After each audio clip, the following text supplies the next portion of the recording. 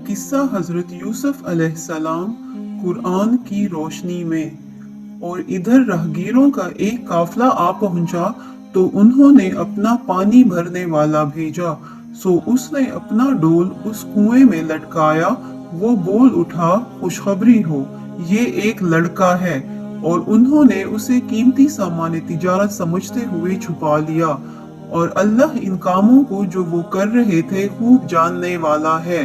और फिर उन्होंने यूसुफ अलैहिस्सलाम को बहुत कम कीमत में बेच दिया, जो गिनती के चंद दिरहमों की शक्ल में थी। और उनको यूसुफ अलैहिस्सलाम से कोई दिलचस्पी नहीं थी।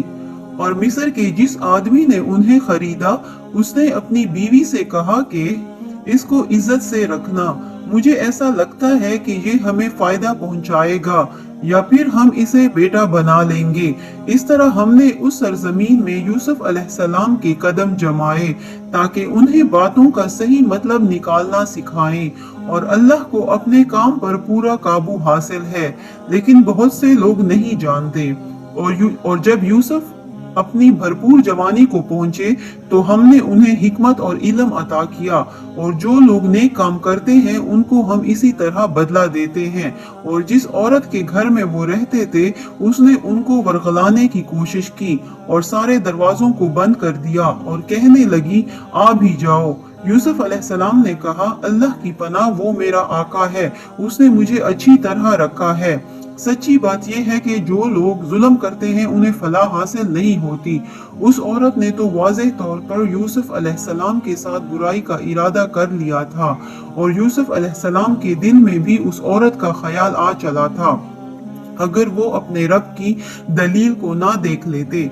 हमने ऐसा इसलिए किया ताकि उनसे बुराई और बेहयाई का रुख फेर दें। बेशक वो हमारे मुंतखब बंदों में से थे। और दोनों आगे पीछे दरवाजे की तरफ दौड़ते, और इस कश्मकश में उस औरत ने उनकी कमीज को पीछे की तरफ से फाड़ डाला। इतने में दोनों ने उस औरत के शोहर को दरवाजे पर खड़ा पाया। उस औरत ने फौरन बात बनाने के लिए अपने शोहर से कहा कि जो कोई तुम्हारी बीवी के साथ बुराई का इरादा करे, उसकी सजा इसके सिवा और क्या है कि उसे कैद कर दिया जाए या कोई और दर्दनाक सजा दी जाए। यूसुफ ने कहा, ये खुद थी जो मुझे बरगला रही थी। और इस औरत के खानदान ही में से एक गवाही देने वाले ने ये गवाही दी कि अगर यूसुफ अलैहिस्सलाम की कमीज सामने की तरफ से फटी हो तो औरत सच कहती है और वो झूठे हैं, और अगर उनकी कमीज पीछे की तरफ से फटी है तो औरत झूठ बोलती है और ये सच्चे हैं।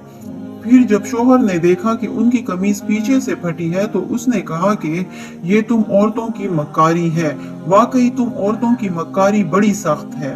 यूसुफ, तुम इस बात का ख्याल ना करो, और ए अजीज़े मिस्र की बीवी, तू अपने गुनाह की माफी मांग, यकीनी तौर पर तू ही खताकार थी। और शहर में कुछ औरतें ये बातें करने लगीं कि अजीज की बीवी अपने नौजवान गुलाम को वरगला रही है और उस नौजवान की मोहब्बत ने उसे फरेफ्ता कर लिया है।